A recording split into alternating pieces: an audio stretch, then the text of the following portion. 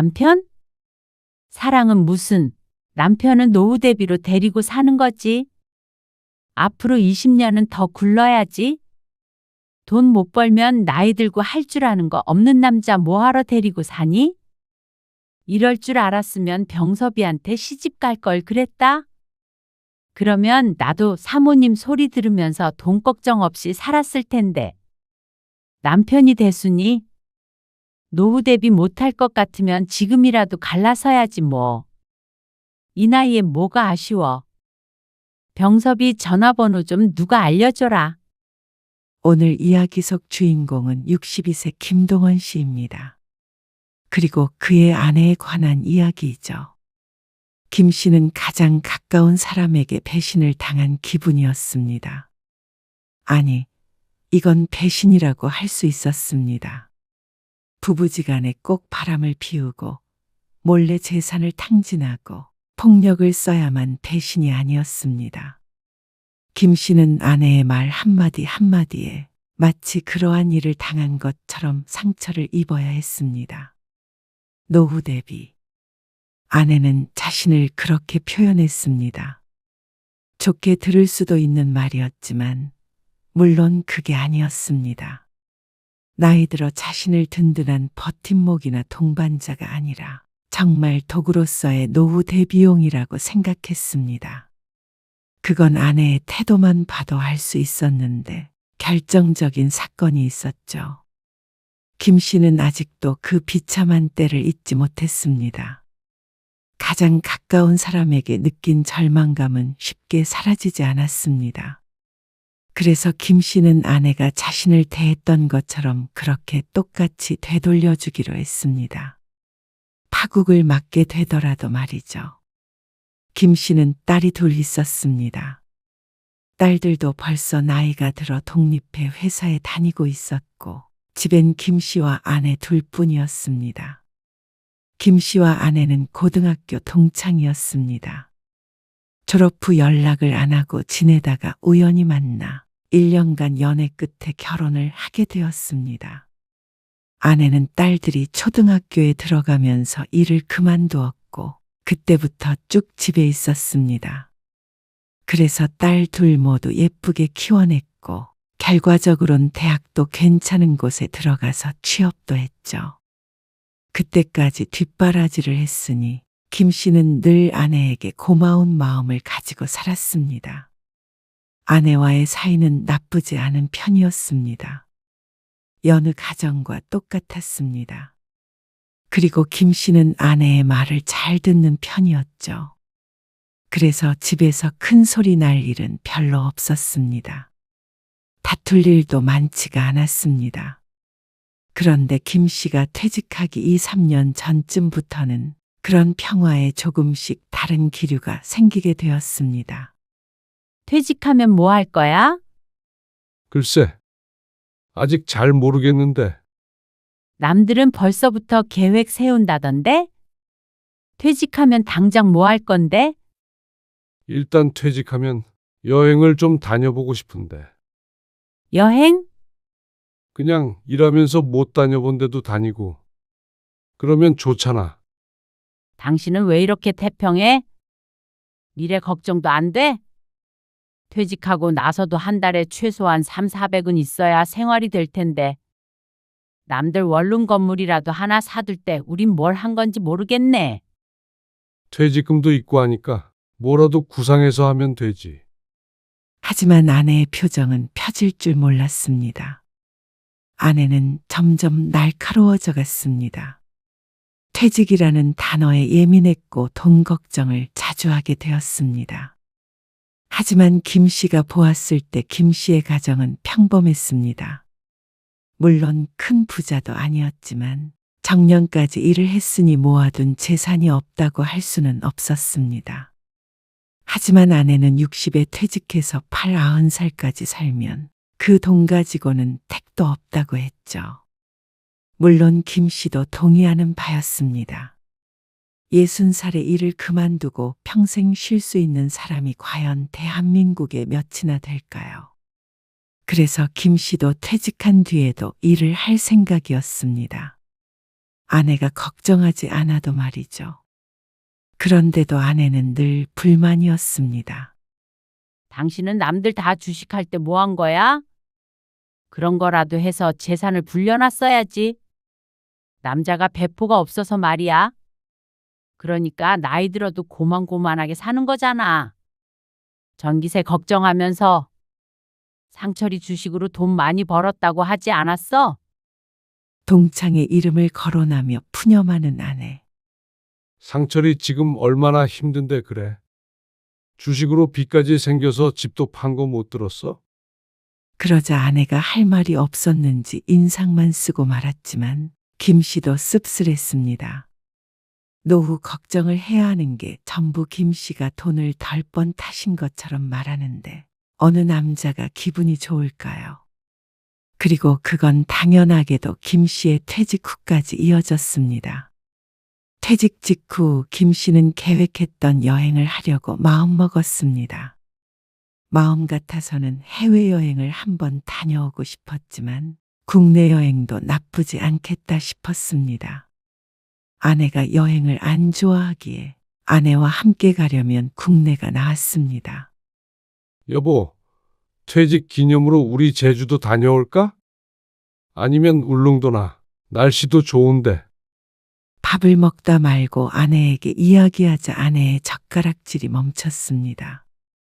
어느 부분에서 심기가 불편해진지는 모르겠지만 젓가락을 식탁 위로 탁 소리가 나게 내려놓았습니다. 지금이 한가하게 여행 갈 때야?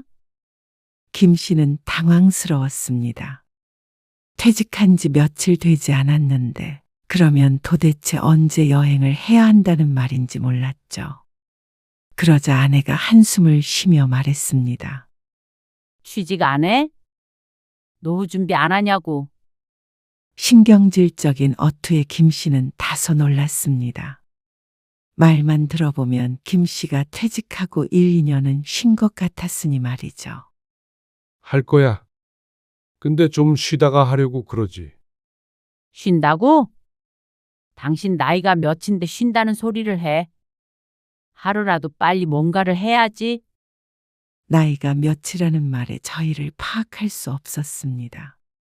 나이가 많으니 취업이 힘드니까 빨리 일자리를 알아보라는 것인지 아니면 젊으니까 놀지 말고 일해야 하는 때라는 것인지. 하지만 어떤 뜻이건 간에 김 씨가 여행 간다고 했던 게 마음에 안 드는 것은 확실했습니다. 초조해 보이는 아내의 표정에 김 씨는 전의를 상실했습니다. 부부가 함께 돈을 안 벌고 있으니까 불안한 모양이었습니다. 김 씨도 물론 곧 일자리를 알아보려고 했습니다. 그래서 퇴직 전에 유용하다는 자격증도 몇 개 따두었습니다. 대단한 건 아니었지만 그래도 언젠가는 도움에 되겠거니 싶어서 말이죠. 그래. 알았어. 알아볼 테니까 너무 그러지 말어. 그러고는 당분간 여행 계획은 접기로 했습니다. 여행을 하더라도 앞으로의 방향이 조금 정해진 후에 해야 그래도 아내가 안심할 테니 말이죠. 하지만 퇴직 후에 직장을 구한다는 것은 생각보다 쉽지 않았습니다. 쉬울 거라고 생각한 적은 없었지만 말이죠. 왜 아무 소식이 없어? 여기저기 이력서 넣었다며? 그게 힘드네? 온라인으로 구직 활동을 했는데 결과는 참담했습니다. 조건이 괜찮은 곳으로 지원을 하긴 했지만 이렇게까지 반응이 없을 줄은 몰랐습니다. 나의 조건에 맞는 곳들만 했음에도 불구하고 그게 걸림돌이 되었습니다.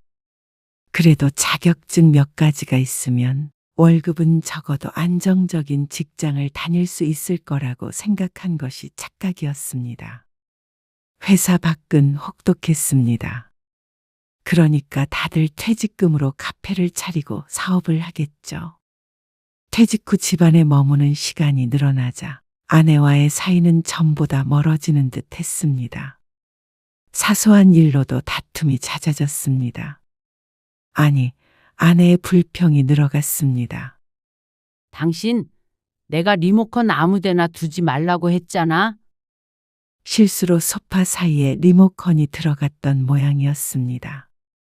리모컨을 찾던 아내가 짜증을 냈습니다.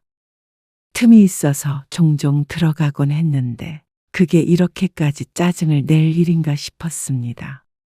어쩔 때는 아내의 구박에 김 씨도 참지 못하고 언성을 높이기도 했습니다.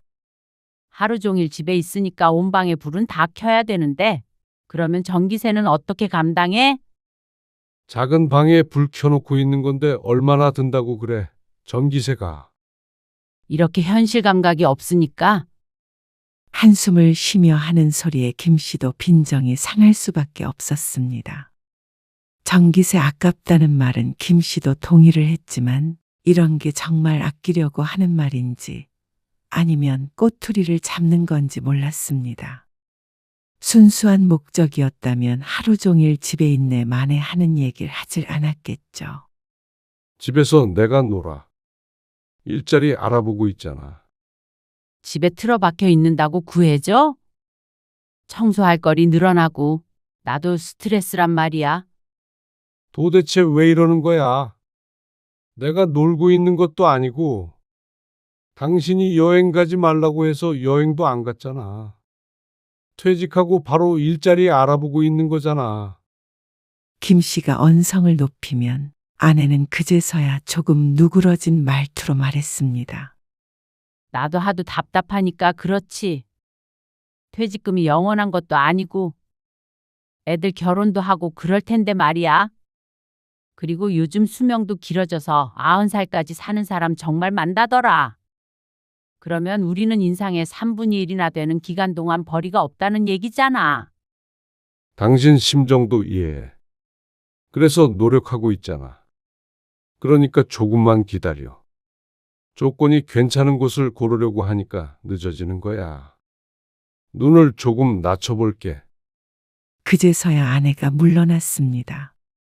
김 씨는 딸들이 취업 준비를 할 때 얼마나 스트레스를 받았을지 최근 들어서 느끼게 되었습니다.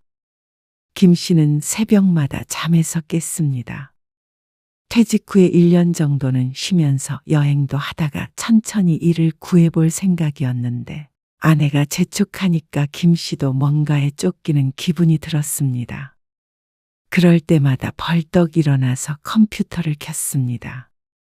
구직 사이트를 뒤지고 검색창에 60대 일자리를 수시로 입력했습니다. 그럴 때마다 현실이 뼈아프게 다가왔습니다. 경비나 주차관리, 요양보호사, 보호센터 운전기사, 장례지도사 등이 가장 많았는데 그 중에서 김 씨가 할 수 있을 만한 건 몇 개 되지 않았습니다. 일반 기업에서 김 씨가 할 수 있는 일은 없었습니다. 나이 제한이 없는 곳에 이력서를 넣었지만 죄다 탈락하니 이제는 이런 쪽으로 눈을 돌릴 수밖에 없었죠. 하지만 요양보호사 자격증이나 장례지도사 자격이 있는 것도 아니었고 잘할 자신도 없었습니다. 그렇다면 경비나 원전기사 등이 있는데 아직까지는 그래도 좀 더 책상 앞에서 일하고 싶은 마음이었습니다. 경비원이라도 해봐. 김 씨의 말에 아내는 잠시 말이 없었습니다.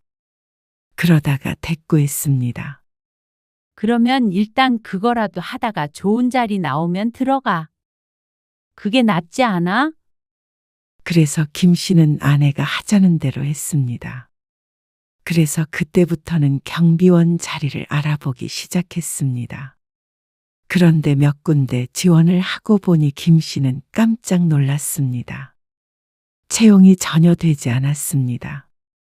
그래서 고용센터에도 찾아갔지만 이런 말을 듣게 됐습니다. 요즘엔 경비직도 경쟁이 치열해요.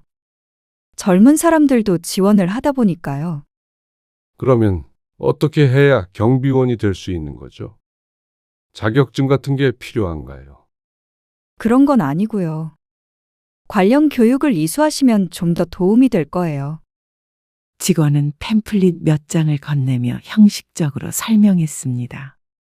김 씨는 고개를 끄덕였지만 마음속으로는 자괴감이 밀려왔습니다. 30년 넘게 나름 대기업에서 일했지만 이제는 참 가치 없는 사람처럼 느껴졌습니다. 그리고 김 씨만큼 실망한 사람이 아내였습니다. 아니, 경비는 안 한다더니 경비도 못하면 어떡해? 김 씨 스스로 마음속으로 했던 말이었지만 아내의 입으로 들으니 상처가 되었습니다. 그리고 또 며칠이 지났을 때 아내는 다른 제안을 했습니다. 5층 아저씨, 택시 운전하던데. 나이는 한 70은 됐을걸? 그런 건 어때? 택시는 초기 자금이 많이 들던데. 1억 이상 드는 걸로 알고 있어. 그러자 아내는 김샜다는 표정을 지었습니다. 그러고 조금 풀이 죽어 보였습니다. 그러자 김 씨는 미안한 마음이 들었습니다. 걱정 마. 내가 뭐 당신 굶길까 봐서 그래? 그런 게 아니라 남들은 우리 나이쯤 되면 좀 더 여유롭게 살게 되지 않나? 자식들 집 한 채씩 사주고 부부는 골프 치면서 그렇게 사는 것 같은데. 우리는 왜 늘 똑같은지 몰라. 아내의 말에 왜인지 김 씨의 고개가 점점 숙여졌습니다. 열심히 살아왔는데도 불구하고 말이죠. 아니면 사업이라도 구상해 보던가? 하지만 김 씨는 그건 큰 자신이 없었습니다. 평생 회사만 다니던 자신이 카페를 차리면 잘 될까요? 아내는 지금 모아둔 돈 가지고도 불안하다고 말하는데 혹시라도 사업이 잘못되면 어쩌나 상상을 아찔했습니다.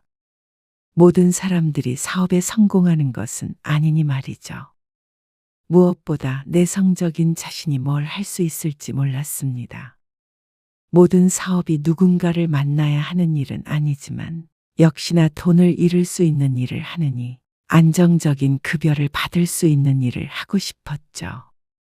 어느 날부턴가 김 씨는 눈치가 보이니까 자꾸만 밖으로 나돌게 되었습니다. 나 좀 나갔다 올게. 면접이 있어서.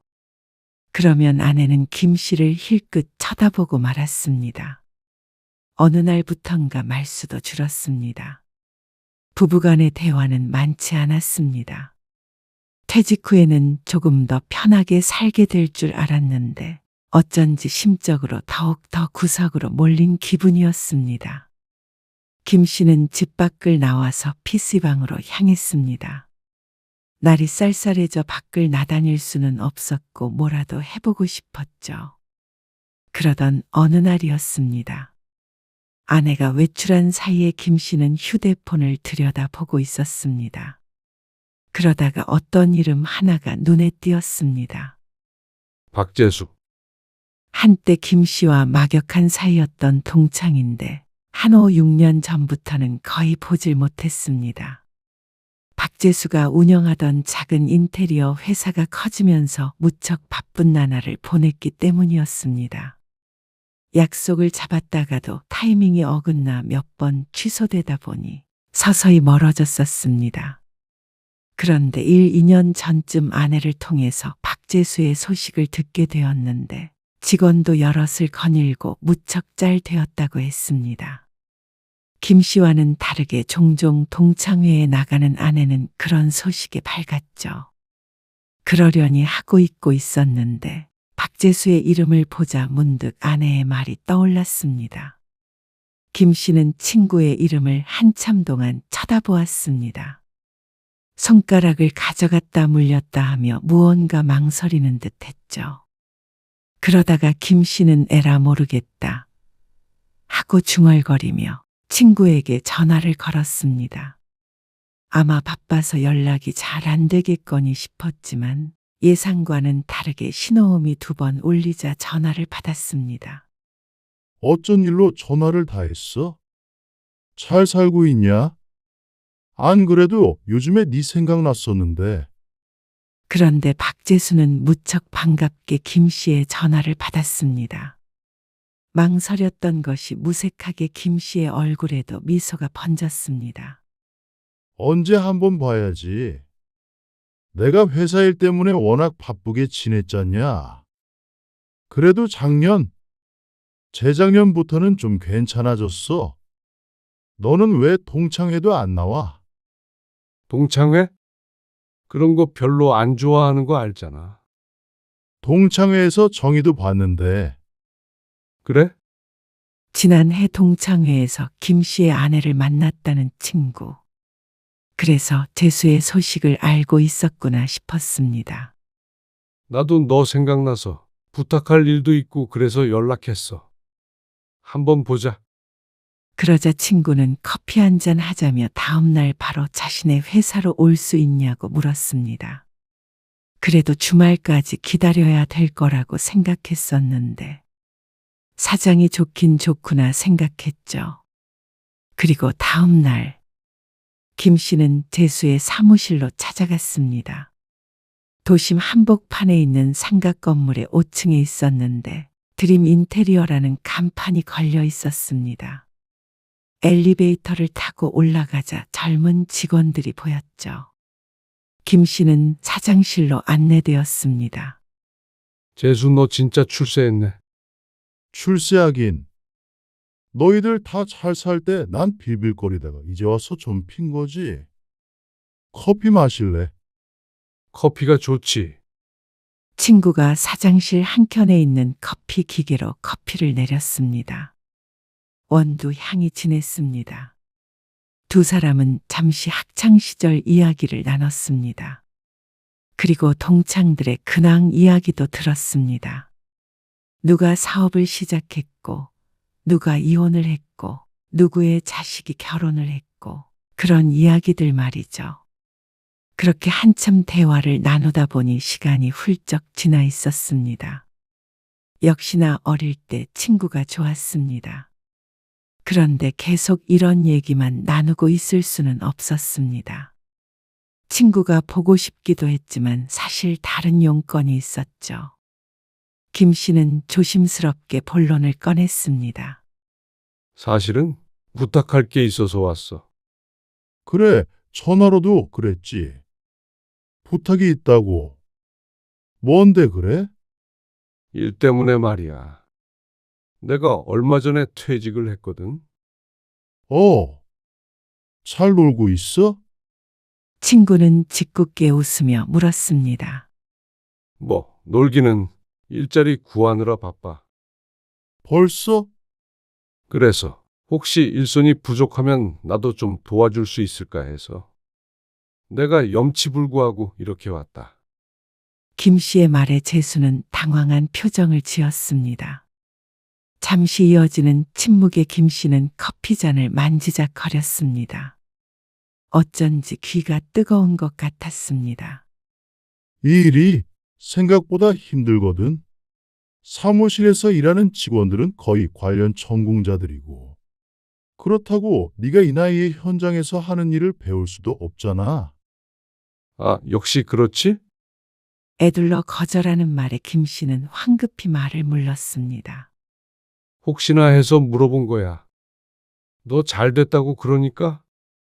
나도 사업 수완이 있으면 뭐라도 해보겠는데 이 나이에 취직하는 것도 만만한 일도 아니고 말이야. 알지. 어쩐지 친구의 눈빛이 변한 것 같았습니다. 차라리 염치 없는 부탁을 한 친구에 대한 적대감이었다면 김 씨의 마음이 편했을 텐데 연민 혹은 안타까움과 같은 감정이었습니다. 그것이 어쩐지 더 비참하게 느껴졌습니다. 친구끼리 가볍게 장난처럼 물을 수 있었던 말을 자신이 너무 진지하게 했던 것 같았습니다. 옛날부터 이래서 성격이 답답하다며 아내에게 잔소리를 듣곤 했죠. 너 혹시 빚이 있다거나 어려운 상황이야? 그런 거면 차라리 내가 좀 빌려줄 수는 있을 것 같은데. 아니야. 어렵긴. 그냥 퇴직하고 무슨 일 할까 알아보다가 재수 너 얼굴도 볼 겸 하고 온 거지. 김 씨는 애써 웃었습니다. 내가 너무 시간 뺏었다. 나중에 술 한잔 해. 그래. 조만간 내가 연락할게. 그렇게 김 씨는 친구와 헤어졌습니다. 건물을 나오는 발걸음이 들어갈 때보다 더 무거웠습니다. 친구에 대한 원망은 없었습니다. 사실 생각해보면 정말 어이가 없었을 것 같았습니다. 일이 장난도 아니고 친구가 자선 사업을 하는 것도 아닌데 말이죠. 그만큼 김 씨가 요즘 느끼는 압박감과 스트레스가 크다는 말이었습니다. 김 씨는 집에 와서도 한참을 말이 없었습니다. 집에 돌아온 지 1시간이 지났는데도 아내와는 대화 한 번 없었습니다. 낮에 어딜 갔다 왔느냐고 묻지도 않았습니다. 속이 너무 답답하고 싱숭생숭해서 김 씨가 먼저 아내에게 말을 걸었습니다. 여보, 내가 오늘 일 때문에 어디 갔다 왔는 줄 알아? 자조적인 물음에 아내가 소파에 누워 김 씨를 힐끗 보았습니다. 다시 입을 때려는데 아내가 텔레비전을 향해 다시 눈을 돌리며 말을 가로막았습니다. 아휴, 나는 또 일구했다는 줄 알았네. 경비원이든 뭐든 된 다음에 말해. 당신이 좀 알아서 하면 안 돼? 나도 같이 취업준비생이라도 된 기분이야. 그러면서 스트레스로 머리가 빠지겠다고 혀를 찼습니다. 아내는 김 씨가 이것저것 재보고 자존심 챙기고 하느라 재취업을 못한다고 했습니다. 이제는 경비원이라도 좋으니 뭐든 하라고 할 정도였습니다. 김 씨도 그러고 싶은 심정이었습니다. 하지만 숙기가 있는 것도 아니고 큰 기술이 있는 것도 아니고 그게 쉬운 일이 아니었습니다. 김 씨는 재수를 만났던 일을 얘기하려다가 입을 다물었습니다. 전혀 궁금해하지 않을 것 같았습니다. 아니, 어쩌면 창피하게 거긴 왜 찾아갔느냐며 화를 낼 수도 있었죠. 그런데 다음 날 재수에게서 전화가 걸려왔습니다. 어제 잘 들어갔나 하고 전화했지. 잘 들어왔지? 근데 실은 해주고 싶은 말이 있어서? 무슨 말? 그게 정이 말이야. 아내의 이름이 나오자 김 씨가 고개를 갸웃거렸습니다. 그런데 재수는 무슨 말을 하려다가 만 것처럼 급하게 화제를 바꿨습니다. 아니, 별거 아니다. 이번 주나 다음 주에 한번 보자고. 왜, 뭔데 그래? 아니, 지난번에 동창회에서 봤을 때 반가웠다고. 그러니까 너도 동창회 나오라고. 그 소리 하려고 했어. 김 씨는 실없는 친구의 말에 피식 웃었습니다. 그리고 얼마 뒤였습니다. 재수에게서 또다시 연락이 왔습니다. 이번에는 카카오톡 메시지였습니다. 그런데 메시지 내용이 참 이상했습니다. 내가 괜히 부부싸움 만드는 것 같아서 말 안 하려고 했는데 말이야. 우리 동창들 사이에서 이런 사진이 돌아다니나 봐. 여자들끼리 나눈 얘기 같은데 나도 본 적이 있어서 말해줄까 하다가 말았거든. 근데 이번에 또 보여서 공유하지 말라고는 했는데 너도 알고 있어야 할 것 같아서 보낸다. 그리고 웬 캡처 사진들이 몇 장 전송이 되었습니다. 사진은 카카오톡 단톡방에서 나눈 대화 같았습니다. 20명 이상 들어가 있는 단체 채팅방이었고 대화를 나눈 사람 중 주인공은 김 씨의 아내인 듯 했습니다. 그런데 하나하나 읽어보던 김 씨의 표정이 무섭게 굳었습니다. 남편? 사랑은 무슨, 남편은 노후 대비로 데리고 사는 거지. 앞으로 20년은 더 굴러야지. 돈 못 벌면 나이 들고 할 줄 아는 거 없는 남자 뭐하러 데리고 사니? 아내가 친구들에게 한 말이었습니다. 누군가가 뭐라고 대꾸하며 웃었습니다. 그러자 아내는 거기서 멈추지 않았습니다. 이럴 줄 알았으면 병섭이한테 시집 갈 걸 그랬다? 그러면 나도 사모님 소리 들으면서 돈 걱정 없이 살았을 텐데. 그러자 누군가가 병섭이라는 동창이 몇 년 전에 이혼을 했다고 대답했습니다. 그걸 왜 지금 얘기하니? 당장 전화해봐야겠네. 그러자 친구들이 또 키득거리며 웃는 표시를 보냈습니다. 남편이 대수니? 노후 대비 못할 것 같으면 지금이라도 갈라서야지 뭐. 이 나이에 뭐가 아쉬워. 병섭이 전화번호 좀 누가 알려줘라. 농담이 섞여 있다는 것도 알고 있었고, 여자들끼리 종종 남편의 험담을 하기도 한다는 건 알고 있었습니다. 하지만 김 씨의 생각엔 그 수위를 넘은 것 같았습니다. 보자마자 가슴에 큰 돌이 얹어진 것 같은 기분이었습니다. 김 씨는 재수에게 답장을 하지 못했습니다. 오간 메시지들을 읽고 또 읽었습니다. 아내가 한 말을 전부 외울 때까지 말이죠. 김 씨는 속이 너무 답답해서 집 밖을 나섰습니다. 추운 날씨에도 한참을 서성이다가 들어가니 한기가 들은 듯 오싹한 기분이 들었습니다. 집으로 돌아왔을 때 아내는 현관문 열리는 소리가 들렸을 텐데도 한 번도 김 씨 쪽은 쳐다보지 않았습니다. 정말로 돈 못 벌면 데리고 살 의미가 없는지 아내의 태도를 보니 그 말이 진심이구나 싶었습니다. 아니, 이제 진심이든 질 나쁜 농담이든 뭐든 상관없었습니다. 모두들 듣는 곳에서 남편을 깎아내리고 다른 남자에게 연락하겠다는 농담을 하는 아내는 어떤 이유가 있다고 한들 용서하기가 힘들었습니다. 당신? 병섭이 알지? 그제서야 아내가 김 씨를 돌아보았습니다. 알지? 이혼했다며?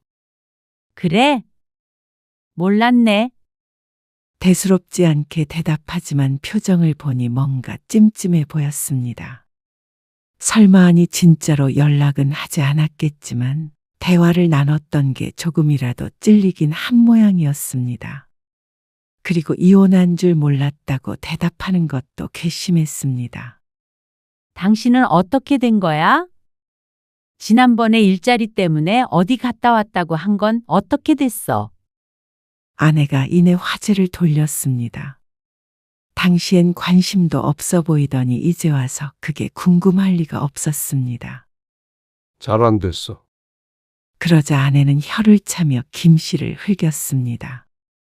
병섭이 이혼한 건 모르겠고 돈 많다는 건 들었네. 부동산 투자해서 잘 됐다는 것 같은데. 직장 다니면서 투자까지 했다던데. 그래서 연락은 해봤어? 무슨 연락? 병섭이한테 연락해 본다며. 남편은 노후 대비로 데리고 사는 건데 노후 대비 안 되면 이혼하고 병섭이한테 간다고 그랬지. 지금 당신 마음에 찰 만큼 노후 대비가 안 됐으니까 궁금해서 물어보는 거야. 김 씨의 질문에 아내가 눈을 동그랗게 떴습니다. 혼란스러운 눈치였습니다. 그러면 그 여러 사람이 들어있는 단톡방에서 나눈 대화가 비밀 유지가 될 거라고 생각했던 것인지, 다른 여자 두어 명이 그러면 자기는 누구한테 연락해 보겠다며 재력이 있는 남자 동창들의 이름을 언급했는데 그 때문인지 남자들 사이에서도 사진이 오갔던 것 같았습니다. 그거? 아, 어떻게 알았어? 그냥 농담으로 한 거야. 농담. 역시나 농담이라는 아내. 다른 변명을 할 수조차 없겠죠. 설마 그런 걸로 삐지고 그런 거 아니지? 병섭이는 그냥 재미로 한 말이고 연락처도 몰라. 그리고 노후 대비란 말은 나쁜 뜻 아니야. 다들 그렇잖아. 나이 들고 그러면 서로 의지하면서 사는 거지. 당신은 내 노후 대비고 나도 당신의 노후 대비고 뭐 그런 뜻이었어. 그래. 오해 안 해. 김 씨의 대답에 아내는 의외라는 표정을 지었습니다. 이번에는 아무리 김 씨라도 화를 낼 줄 알았던 모양이었습니다. 하지만 김 씨는 아내에게 언성을 높이지 않았습니다. 오히려 김 씨의 마음은 놀라울 정도로 평온했습니다. 그리고 그건 화가 나지 않았다는 뜻은 아니었죠. 그리고 한 달 뒤 김 씨는 일자리를 구했습니다. 경비 일도 택시 기사도 아니었습니다. 김 씨는 퇴직했던 회사의 자회사 중 하나의 실무 보조로 재취업하게 되었습니다. 계약직이었지만 그래도 비교적 안정적인 일이었습니다. 관련 실무 경력이 길기에 가능한 일이었죠. 물론 정과는 비교도 안 되는 급여였지만 그래도 먹고 사는데 전혀 문제가 되지 않았습니다. 60세가 넘은 나이에 이 정도 대우를 받으며 일할 수 있는 곳은 많지 않았죠. 아내와의 일 이후로 김 씨는 눈에 불을 켜고 일자리를 찾았는데 그때 동아줄처럼 예전 회사 계열사 공고를 발견하게 된 것이었습니다. 그러자 아내는 너무나도 기뻐했습니다. 경비 안 하길 잘했다. 그치? 아내는 빼앗겼던 연금을 되찾은 듯한 반응이었습니다. 아내는 웃었고 김 씨는 웃지 않았습니다. 첫 출근 후 주말이 되었을 때 김 씨는 아침 일찍 거실에 앉아 있었습니다. 8시쯤 되자 아내가 잠옷 차림으로 나왔습니다. 아침 먹어야지. 빨리 차려. 아내는 어리둥절한 표정을 지었습니다. 갑자기 왜 이래? 이 시간에 무슨 아침이야? 평소에는 아내에게 밥 차리란 말을 잘하지 않았습니다. 주말에도 보통 아내는 9시 넘어서 일어났고 밥은 11시쯤 아침 겸 점심을 먹곤 했습니다. 뭐가? 아침 먹자는 게 이상해. 일하는 남편 밥도 안 차려주게? 뭐? 말투가 좀 그러네. 아내는 황당하다는 반응이었습니다. 배고파 밥 차려. 아내는 이 양반이 뭘 잘못 먹었나 하는 표정을 지었지만 황당해하면서도 부엌으로 갔습니다. 오죽 배가 고팠으면 그럴까 싶었는지 말이죠. 혹은 요즘 아내가 기분이 좋아서일 수도 있었습니다. 국이 싱겁네. 아침을 먹으며 김 씨가 말했습니다. 간 제대로 맞춰. 뭐? 당신이 언제부터 음식 타령을? 내가 회사에 다니듯이 이것도 당신 직업이잖아. 그러면 제대로 해야지. 뭐? 진짜 왜 이래? 김 씨는 숟가락을 내려놓았습니다. 아니, 밥 차리라고 그럴 때는 언제고? 안 먹게? 김 씨는 일어나서 안방으로 들어갔습니다. 아내가 투덜거리는 소리가 방 안까지 들렸습니다. 그리고 12시 반쯤 김 씨는 또다시 아내에게 말했습니다. 점심 차려? 밥을 또 먹어? 아니, 그러니까 아까 먹을 때 먹지. 아니면 당신이 라면 끓여 먹어. 나도 좀 쉬게. 밥도 안 해주면 당신 하는 일이 뭐야? 뭐라고? 내가 당신 밥 해주는 사람이야? 아니야. 나는 나가서 돈 벌어오는 사람이고, 당신은 집에서 밥하고 빨래하는 사람이지. 아내는 얼이 빠진 듯 말이 없었습니다. 그러니까 당신 할 일 해. 아니, 어떻게 그런 식으로 말해? 그게 평생 당신 밥 차려준 사람한테 할 말이야? 왜? 우린 서로에게 노후 대비 아니었어. 나도 당신한테 노후 대비고, 당신도 마찬가지고. 나도 그래서 다시 취직했잖아.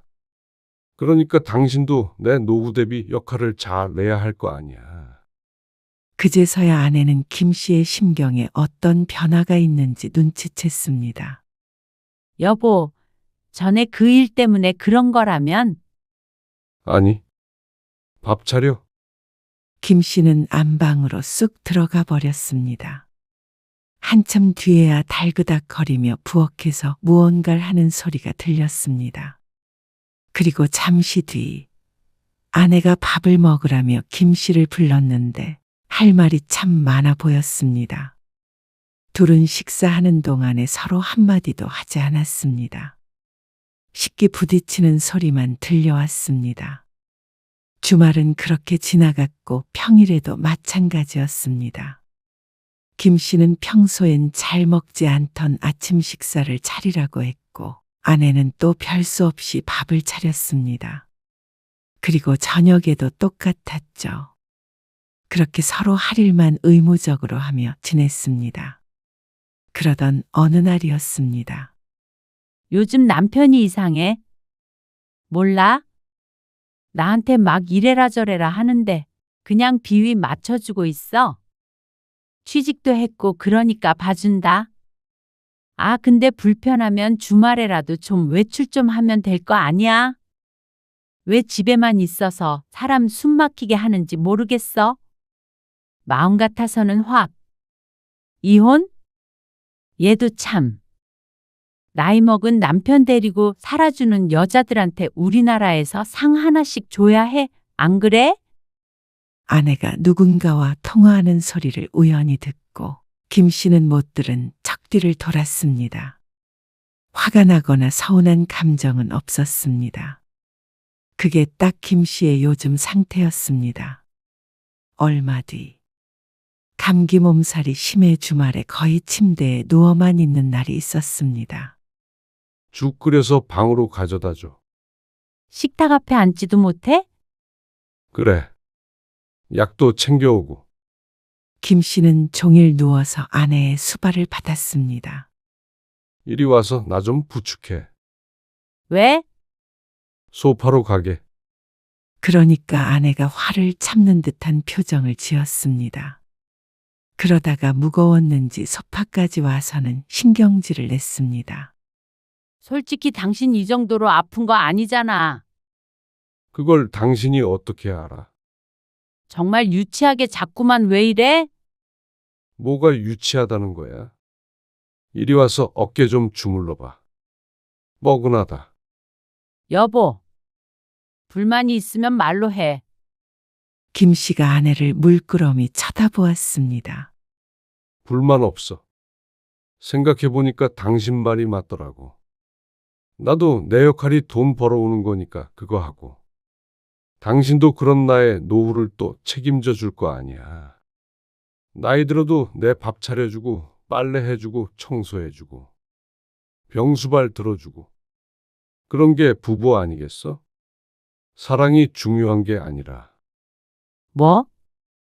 당신 정말 나를 그렇게 생각해? 내가 당신한테 그런 사람이야?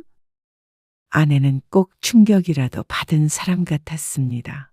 왜? 당신 말이 그랬잖아. 여보, 말을 왜 그렇게 꼬아서 듣는 거야? 나는 그냥 농담으로 했던 말이고, 그리고 당신한테 돈 못 벌어온다고 뭐라고 한 게 아니잖아. 돈 못 벌면 데리고 있는 의미가 없다고 그랬나? 뭐라고 그랬지? 다 외웠었는데 잊어버렸네. 아, 앞으로 20년은 더 굴려야 한다고 그랬나? 그러니까 당신도 20년 더 굴러. 그래서 자꾸만 나 부려먹는 거야? 나는 당신 기분 상한 거 같아서 그거 맞춰주려고 노력했어. 근데 이렇게 유치한 이유야? 내가 당신 부려먹었어? 이상하네. 그러면 당신도 여태 나 부려먹은 거야? 그러자 아내는 말을 못했습니다. 당신이 한 말에 책임을 져야지. 당신이 한 행동에도 다 농담이었다니까? 나한테 그런 농담을 했다면? 글쎄, 슬펐겠지. 근데 나도 함께 알고 있는 동창들에게 그런 말을 한 건 내가 너무 비참하지 않니? 안 그래, 정이야. 내가 뭐 틀린 말 한 것도 아니잖아. 남들 나이 먹고도 다 안정적으로 돈 버는데 당신은 취직 하나 못해서. 내가 재수한테까지 가서 일 좀 시켜달라고 부탁했다. 그건 알아. 나도 필사적으로 노력했어. 근데 당신은 뒤에서 그런 말을 하고 다녔다는 거잖아. 내가 당신이랑 앞으로 무슨 마음으로 살아야 해? 그런다고 이런 식으로 나오면 안 되지. 나 더 이상 당신 뒤치다꺼리 하는 거 안 해. 내가 밥 차리란다고 밥 차리는 식모야? 그래? 그러면 나는 회사 그만둘게. 뭐? 진짜 작정을 했구나? 그러면 내가 뭐 무섭다고 할 줄 알아? 아, 당신은 이 나이에 이혼도 안 무섭다고 했지. 그러자 아내가 멈칫했습니다. 그러더니 도리어 화를 내며 말했습니다. 그래? 안 무섭다. 이혼하면 내가 손해인 줄 알아? 이혼하면 여자들은 잘 살아. 고독사 하는 노인들? 다 남자야. 그래. 그럼 우리 둘 중에서 누가 고독사 하나 한번 보자. 그게 무슨 뜻이야? 당신 병섭이한테 시집 갈 걸 후회했잖아. 이참에 한번 연락해봐. 내가 헤어져 줄 테니까. 여보, 자신이 했던 말들이 부메랑이 되어 돌아오자 아내는 자꾸만 김 씨를 부르기만 할 뿐 달리 반박하지 못했습니다. 일이 이렇게 될 줄 몰랐다는 듯이 자꾸만 발을 동동거렸습니다. 내가 미안해. 당신에 대해 그렇게 말한 거 미안해. 어? 그 카톡 내용 때문에 이런다고 생각해. 나 퇴직하기 전부터 당신 나한테 어떻게 했어? 내가 어떻게 했는데? 몰라, 기억 안 나? 내가 바보라서 가만히 듣고만 있었던 거야. 당신 돈 벌어오라고 화내고 빨리 일자리 알아보라고 짜증내도 참았어. 근데 앞으로도 그렇게 살 자신은 없다. 아내는 망연자실에서 자리에 주저앉았습니다. 얼굴엔 두려움도 보였습니다. 이혼 같은 거 두렵지 않다더니 사실은 아니었던 모양인지. 하지만 김 씨는 더는 아내에게 시선을 두지 않았습니다. 할 만큼 했습니다. 속 시원하다고 할 순 없지만 도구 취급당했던 자신의 심정을 아내도 어느 정도 느끼긴 했을 거라고 믿었습니다. 김 씨는 2달 뒤 이혼 서류에 도장을 찍었습니다. 아내는 그렇게는 못하겠다고 버텼지만 김 씨의 결심이 확고했습니다. 소송까지 불사하겠다는 말에 아내는 며칠간 고민했습니다. 협의 이혼하는 대신에 김 씨와 아내는 재산을 반으로 나누기로 했습니다. 그리고 김 씨는 살던 아파트에서 나와 작은 아파트를 전세로 구했습니다. 마지막으로 보았던 아내의 얼굴엔 분노와 후회, 두려움이 뒤섞여 있었습니다. 정 같았으면 어서 달려가 위로해줬을 텐데 이제는 남일 뿐이었습니다. 그리고 김 씨는 잘 지냈습니다. 사실 매일같이 출근을 하니까 혼자 있는 시간을 온전히 느끼는 것은 주말뿐이었습니다. 하지만 아내와 제대로 소통하지 않게 된 기간이 길었기에 크게 다른 것 같지 않았습니다. 아침은 원래 잘 먹지 않았고 점심은 회사에서 그리고 저녁엔 대부분 사 먹었습니다.